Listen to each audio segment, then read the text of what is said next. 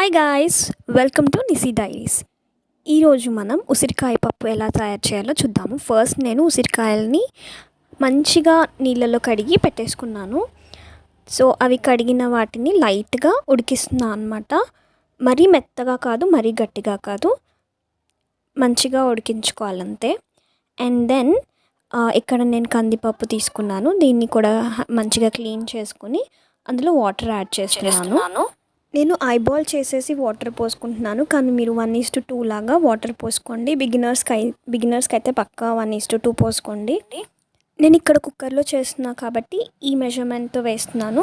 నార్మల్గా చేస్తే ఇంకెక్కువ వాటర్ పడతాయి అండ్ ఉడకడానికి చాలా టైం పడుతుంది. అందుకని cooker is the best option. అయితే దీనికి ఒక చిన్న మైథాలజికల్ స్టోరీ ఉంది, అది నేను మీతో షేర్ చేసుకుంటాను. క్షీరసాగర మదనం జరుగుతున్నప్పుడు అంటే దేవతలు ఇంకా రాక్షసులు ఇరువైపున నిల్చుని ఆ సముద్రాన్ని చిలుకుతున్నప్పుడు అందులో నుంచి ఒక డ్రాప్లెట్ భూమి మీద పడి అది ఒక చెట్టులాగా మొలుస్తుంది అనమాట. ఆ చెట్టే మన ఆమ్లా చెట్టు అనమాట. సో అందులో ఉన్నన్ని హెల్త్ బెనిఫిట్స్ ఇంకెందులో ఉండవు. ఇది ఒక పెద్ద మ్యాజిక్ ఫ్రూట్ అనే చెప్పాలి ఎర్త్ పైన. దేనికి అసలు దీనికి పనికి వస్తుంది అని చెప్పడానికి లేదు, ప్రతి దానికి it is very useful. Kartika మాసంలోనైతే ఈ చెట్టుకి ఎంత ప్రాముఖ్యత ఇస్తామో మనకే తెలుసు. చాలామంది ఆ చెట్టు కింద కూర్చొని ఒత్తులు వెలిగించడము, వనభోజనాలకి ఉసిరి చెట్టు కింద తినడము అలాంటివి ఉండేవి పద్ధతులు. మనమేమో దాన్ని ఆల్టర్ చేసేసి చెట్టు కొమ్మ తీసుకొని వచ్చి దాని కింద ఒత్తులు స్టార్ట్ చేసేసాము. బట్ దానికి ఉన్న బెనిఫిట్స్ మనకు తెలియక మనం అలా ఆల్టర్ చేసుకున్నాము. ఇఫ్ పాసిబుల్ అయితే మీరు ఉసిరి చెట్టు పెంచండి, బయట పెంచండి. మరి మన ఏమంటారు కాంపౌండ్ వాల్ బయట పెంచండి, లోపల పెంచకండి. అసలు దాని నుంచి వచ్చే బెనిఫిట్స్ మనం చెప్పలేము. అండ్ వచ్చిన ఫ్రూట్స్ని అందరికీ పంచండి. ఒకవేళ మీరు చెట్టుని పెంచితే అది మీకు అసలు ఎంత పుణ్యాన్ని ఇస్తుందో మనం చెప్పలేము. ఇలా చెప్పుకుంటూ పోతే నేను ఇంకెక్కడికో వెళ్ళిపోతాను. So let's get back to the recipe.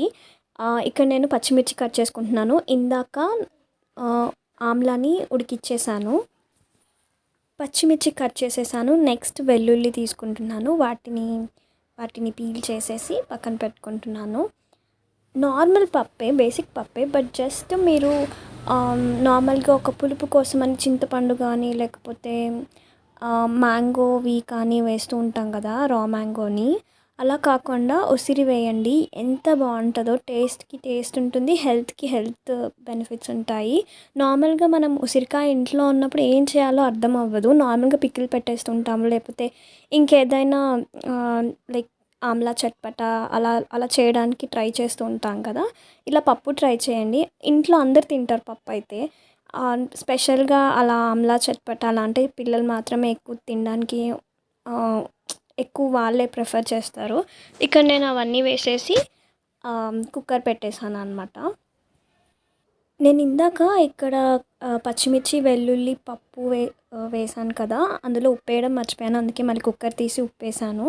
And next ఇక్కడ మనం పోపుకి ఆనియన్స్, టొమాటోస్, ఇందాక ఉడికించిన ఆమ్లాని కట్ చేసేసుకోవాలి. అండ్ నేను ఇక్కడ ఒక స్పెషల్ ఇంగ్రీడియంట్ యాడ్ చేశాను, అదే పచ్చి పసుపు.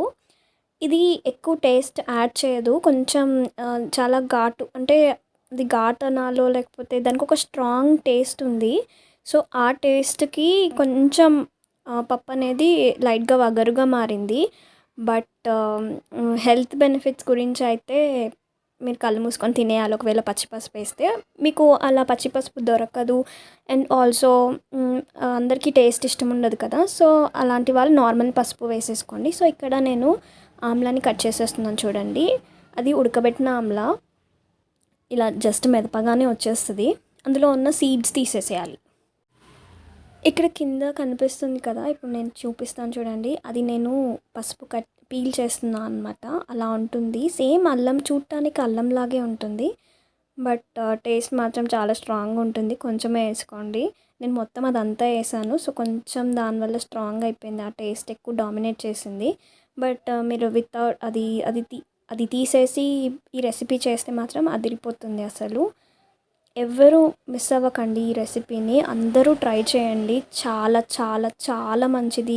ఈ సీజన్‌కి మనకి కోల్డ్ అవుతున్న కొద్దీ అంటే సీజన్ అనేది చేంజ్ అయ్యి చల్లగా అవుతున్న కొద్దీ మీరు ఆమ్లాని ఎంత ఇంక్లూడ్ చేసుకొని అంత మీ డైట్‌లో ఇంక్లూడ్ చేస్తే అంత మంచిది. అందరికీ మంచిది. సో, పక్కా ఇంక్లూడ్ చేయండి అండ్ ట్రై చేయండి ఈ రెసిపీ. ఇక నేను పోపు వేసేసుకుంటున్నాను. కొంచెం ఆయిల్ వేసి తాలింపు గింజలు అంటే ఆవాలు, జీలకర్ర, మినప్పప్పు వేసేసుకొని దాని తర్వాత ఈ ఆనియన్స్ ఇవన్నీ వేసేసుకోవాలి. స్లోగా వేస్తున్నాను చూడండి. ఇక్కడ వీడియో చాలా ఫాస్ట్గా ఉంది. ఇప్పుడు పచ్చి పసుపు ఇంకా దానికన్నా ముందు కరివేపాకు వేసాను. సో ఇవన్నీ బాగా మిక్స్ చేసుకోవాలి అండ్ దెన్ టొమాటోస్ ఇంక్లూడ్ చేసుకోవాలి. ఇది కూడా మంచిగా మగ్గిన తర్వాత మనం ఆమ్లాని కూడా వేసేసుకుంటాము. ఆమ్లా వేసుకొని మళ్ళీ కొంచెం లైట్గా ఫ్రై అయ్యాక అవన్నీ బాగా ఫ్రై అయ్యాక మనం ఇంకా పప్పును వేసేసుకుంటాము. ఇందాక ఉడికిచ్చిన పప్పుని. ఇది నేను కొంచెం లూజ్గా చేసుకున్నా బికాస్ నేను మళ్ళీ ఉడికిస్తున్నా కదా ఇప్పుడు ఆమ్లాతో. సో అందుకని కొంచెం లూజ్గా చేశాను. ఇదంతా ఉడికిపోతే మన ఉసిరిపప్పు రెడీ. అండ్ నేనేం ఎస్థెటిక్గా చూపించట్లేదు. సో ఇదే నా రియాలిటీ.